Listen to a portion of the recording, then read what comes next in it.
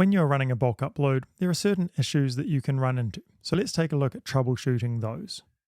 Firstly, a really helpful tool is the Activity Monitor on Mac or the Task Manager on Windows.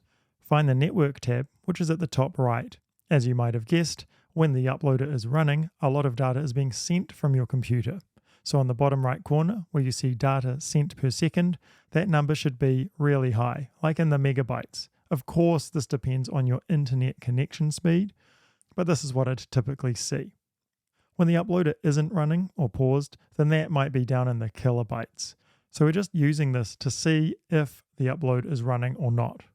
As an example, I just paused this upload, and let's look at this number plummet. If you take a look at the graph, it also disappears. When we restart the upload, the numbers jump right back up, and the graph grows again. So by watching the activity monitor, you can see if the upload is running as it should be.